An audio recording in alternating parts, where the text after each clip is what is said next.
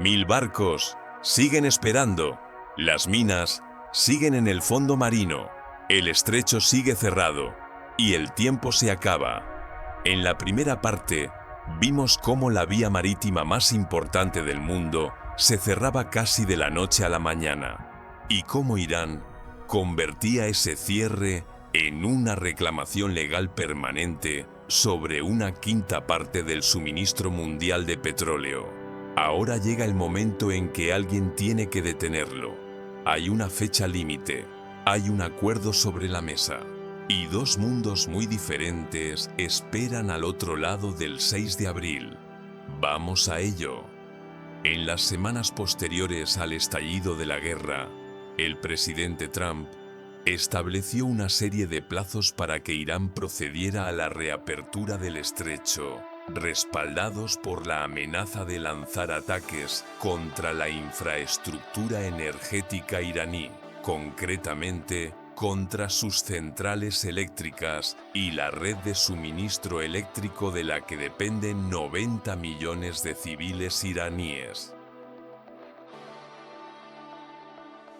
El primer plazo venció. Fue prorrogado. El segundo plazo venció. Fue prorrogado una vez más. La fecha límite actual es el 6 de abril de 2026, a las 8 de la noche, hora del este. Trump lo anunció en las redes sociales, afirmando, y esta es una cita directa de su publicación, que estaba poniendo en pausa el periodo de destrucción de las centrales energéticas a petición de Irán durante 10 días, debido a que Irán le había entregado barcos, 8 buques petroleros, posiblemente con bandera pakistaní, a los que se permitió el paso a través del estrecho como gesto de buena fe. Dijo que los negociadores iraníes habían enviado una señal, a través de sus acciones, de que eran, nuevamente, palabras suyas, reales y sólidos. Afirmó que las conversaciones iban muy bien. El ministro de Asuntos Exteriores de Irán declaró que el intercambio de mensajes que se estaba produciendo a través de intermediarios no constituía una negociación. El presidente del Parlamento iraní aseguró que su país no sería sometido por la fuerza. Un funcionario iraní calificó las exigencias de Estados Unidos como, en gran medida, excesivas, poco realistas e irrazonables. Estas dos descripciones de una misma situación no pueden ser ambas exactas. Y, en el espacio que las separa, cada mercado financiero, cada operador energético, cada banquero central y cada gestor de cadenas de suministro en la Tierra intenta tomar decisiones. El país que se sitúa en el centro de cualquier actividad diplomática que realmente esté teniendo lugar es Pakistán. Pakistán ocupa aquí una posición verdaderamente inusual. Mantiene una relación de trabajo con la administración Trump. Posee profundos lazos históricos y culturales con Irán. No es parte en el conflicto y se ha convertido, hecho confirmado por funcionarios en Islamabad, por el enviado especial de Estados Unidos, Steve Witkoff, en declaraciones públicas, y por el propio ministro de Asuntos Exteriores de Irán, quien reconoció el intercambio de mensajes en el canal a través del cual se comunican ambas partes. Estados Unidos entregó a Irán un marco de paz de 15 puntos a través de intermediarios pakistaníes. Dicho marco, en sus líneas generales, contiene las mismas exigencias esenciales que estaban sobre la mesa en Omán antes de que estallara la guerra: el desmantelamiento nuclear, límites al programa de misiles de Irán y la reapertura del estrecho, a cambio de un alivio de las sanciones. Irán respondió con una contrapropuesta de 5 puntos, transmitida de vuelta a través de Pakistán. publicada por los medios de comunicación estatales iraníes, y que contenía condiciones específicas y enumerables: el fin de la campaña militar, garantías concretas contra futuros ataques, el pago de reparaciones de guerra y el reconocimiento de la soberanía iraní sobre el estrecho de Hormuz. Ahora bien, esto es lo importante de esa contrapropuesta, y la razón por la que resulta verdaderamente significativa. Aunque suene a una posición inicial maximalista, Irán la hizo pública, de manera pública, a través de la televisión estatal, con términos específicos. Las partes que no tienen interés en un acuerdo no presentan contrapropuestas, presentan rechazos. Una contrapropuesta,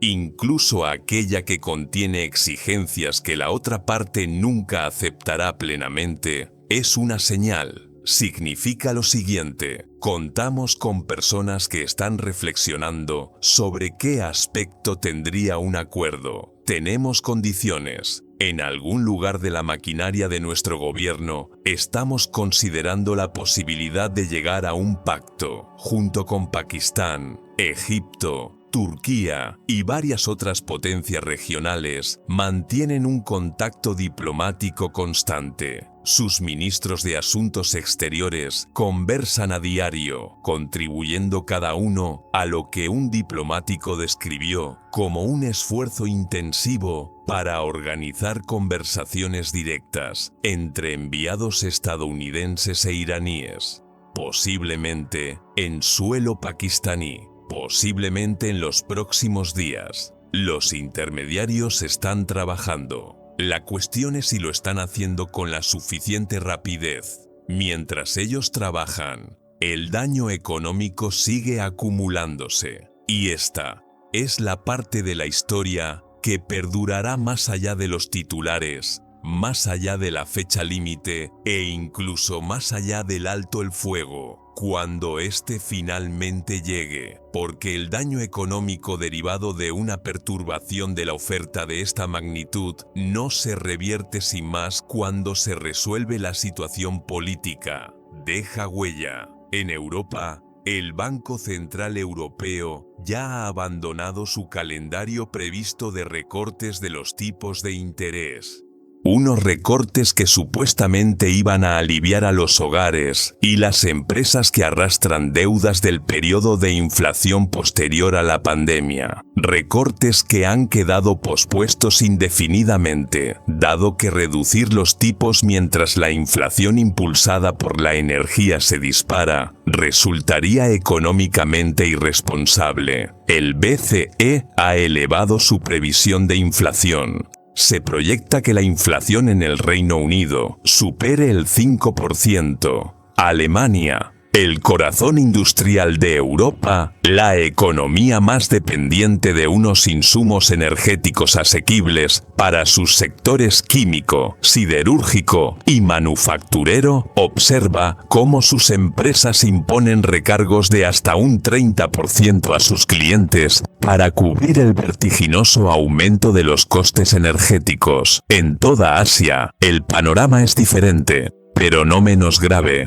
Japón, Corea del Sur y China, países que, en conjunto, importan más de la mitad del petróleo que habitualmente fluye a través del estrecho de Hormuz, están consumiendo sus reservas estratégicas a un ritmo que no puede sostenerse indefinidamente. Están negociando acuerdos de suministro de emergencia con Rusia, con productores africanos y con cualquiera que pueda cubrir el déficit. Las primas de precio que están pagando por este suministro alternativo son considerables y se están trasladando a sus costes industriales y, en última instancia, a los precios de los productos que exportan al resto del mundo. En los mercados financieros globales, la tensión es visible en casi todas las clases de activos. El oro Tradicionalmente la inversión, a la que la gente recurre cuando teme por la estabilidad del sistema financiero, ha alcanzado máximos históricos, cotizando por encima de los $4.600 por onza. El S&P 500, el indicador más amplio del valor corporativo estadounidense, ha caído aproximadamente un 7% desde que comenzó la guerra. Los mercados de bonos están experimentando una venta masiva. Esto refleja, entre otras cosas, la preocupación por el resurgimiento con fuerza de la inflación y por la magnitud del gasto militar estadounidense requerido para sostener unas operaciones que ya han costado unos $18.000 millones, con una solicitud del Pentágono de otros $200.000 millones que se encuentra ahora sobre la mesa. El dólar, que normalmente se fortalece en tiempos de crisis global debido a que los inversores buscan refugio en la seguridad, se está comportando de manera errática. Esto se debe a que la premisa del dólar como valor refugio siempre ha descansado en parte sobre el supuesto de la previsibilidad estratégica estadounidense, una guerra lanzada un día después de anunciarse un avance diplomático sin consultar a los aliados y sin previo aviso a la comunidad internacional, no se asemeja en absoluto a la previsibilidad estratégica. Y, subyacente a todas estas cifras, se encuentra la realidad humana. Los 20.000 marineros que aguardan en buques inmovilizados. Las familias en Irán, repartidas por 26 de las 31 provincias del país, todas las cuales han sufrido ataques, que han perdido sus hogares, a sus familiares y la infraestructura de su vida cotidiana. Las más de 170 personas, en su mayoría niñas en edad escolar, que perdieron la vida en un único ataque contra una escuela primaria en la ciudad de Minab. Los pacientes de los 18 hospitales y centros médicos que han sido alcanzados por los ataques. Los 90 millones de iraníes que podrían quedarse sin electricidad si se cumple el plazo del 6 de abril sin que se haya alcanzado un acuerdo. No se trata de abstracciones, se trata de personas. Llegamos así a la pregunta hacia la que ha convergido todo el relato hasta este punto. ¿Qué sucederá a continuación? A partir del 6 de abril, se abren ante nosotros dos caminos, y ambos conducen a mundos muy diferentes. En el primer escenario, la diplomacia surte efecto. Los intermediarios de Pakistán logran tender un puente entre el marco estadounidense de 15 puntos y la contrapropuesta iraní de 5 puntos. Es posible que los términos específicos no sean exactamente todo lo que ambas partes deseaban. Rara vez lo son en acuerdos sellados bajo presión, entre adversarios y mientras siguen cayendo bombas. Sin embargo, se alcanza un acuerdo. Se anuncia un alto el fuego.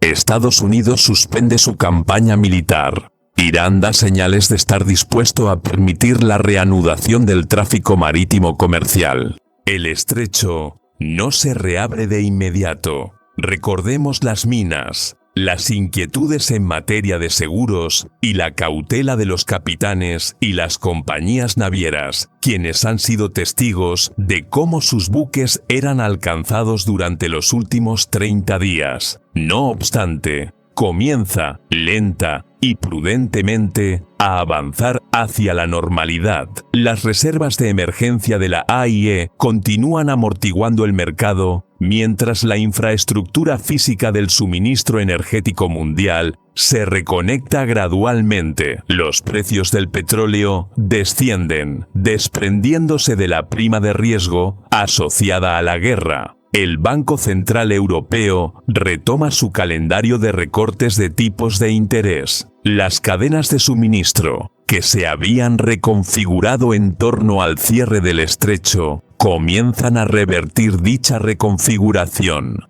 El mundo que emerge de este escenario no es el mismo mundo del 26 de febrero. No podría serlo. El líder supremo ha fallecido. Irán cuenta con un nuevo liderazgo, el hijo de Jamenei, quien ha asumido un rol que nadie esperaba que ocupara tan pronto. Dirige un país que se encuentra simultáneamente bajo bombardeo, sacudido por las mayores protestas internas desde 1979 y obligado a negociar los términos de su propia supervivencia, mientras sus ciudades arden. El panorama geopolítico de Oriente Medio ha quedado alterado de manera fundamental. La confianza entre Estados Unidos y sus aliados, muchos de los cuales no fueron consultados antes de que comenzaran los ataques, ha sufrido daños que tardarán años en repararse. Sin embargo, la economía mundial sobrevive,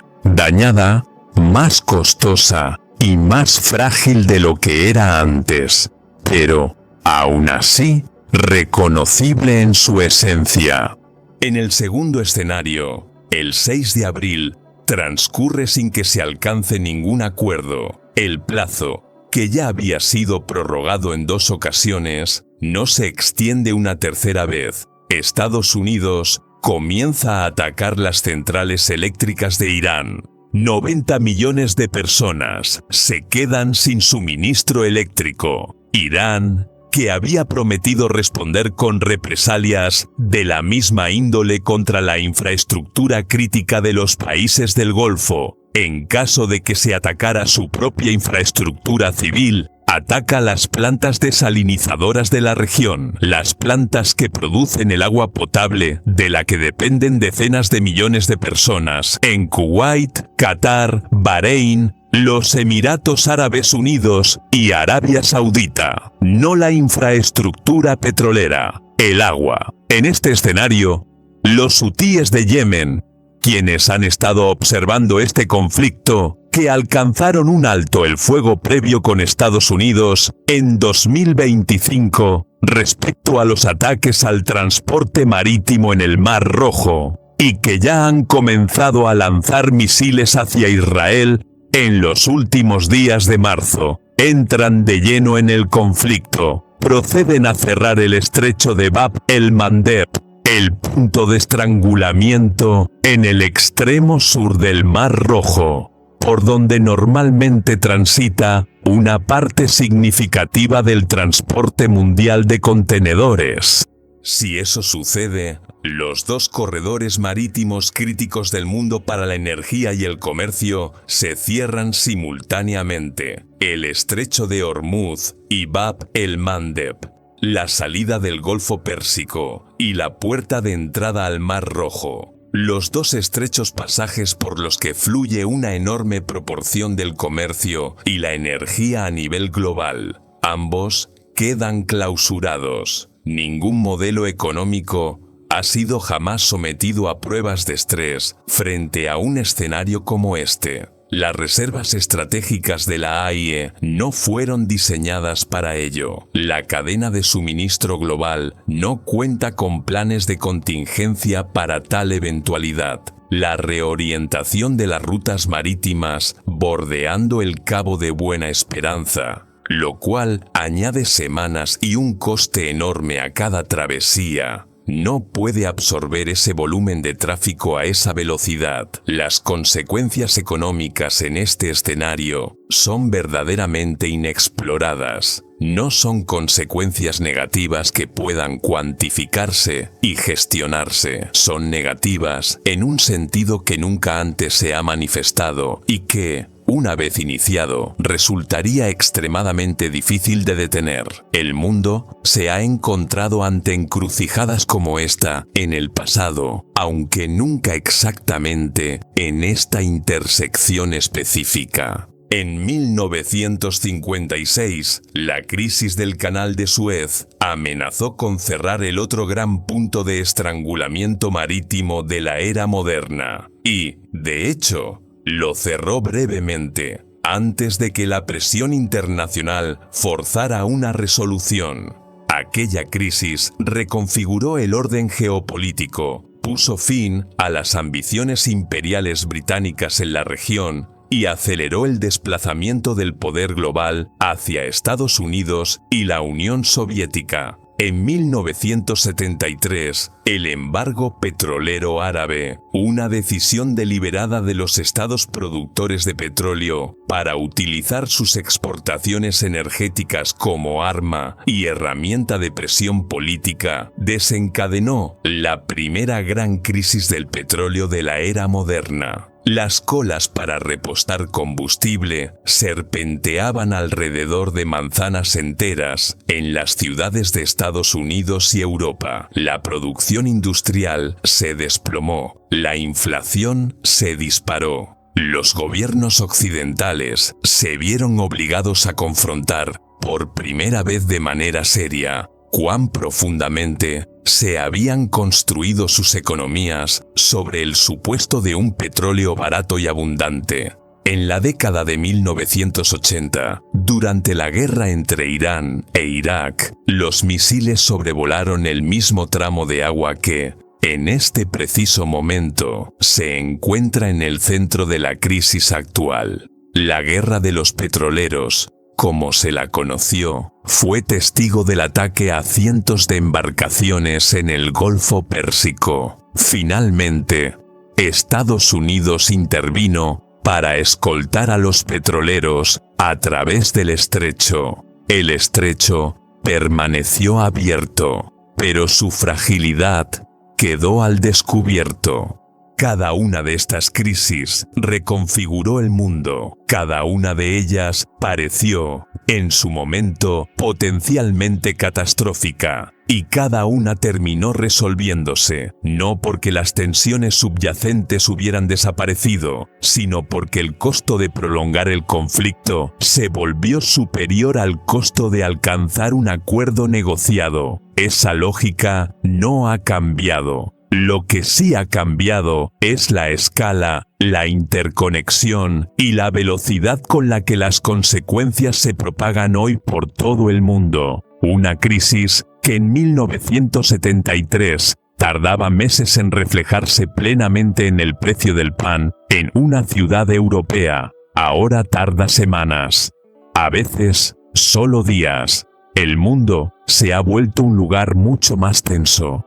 Los márgenes de maniobra son más estrechos. Las consecuencias de un error de cálculo son más graves. Y así, regresamos al punto de partida. Los barcos que aguardan, los marineros que aguardan, las familias que aguardan, el plazo límite que se aproxima. Los intermediarios están trabajando, las llamadas telefónicas continúan, las contrapropuestas están sobre la mesa. En algún lugar, a través de los canales diplomáticos extraoficiales que conectan a Washington con Teherán, pasando por Islamabad, por El Cairo y por Ankara, hay personas esforzándose por encontrar las palabras que ambas partes puedan aceptar. Las palabras que permitan a cada gobierno comunicar a su propio pueblo que ha obtenido algo de valor. Las palabras que permitan reabrir la vía navegable más importante del mundo. Si lograrán encontrar esas palabras antes del lunes por la noche, es algo que nadie,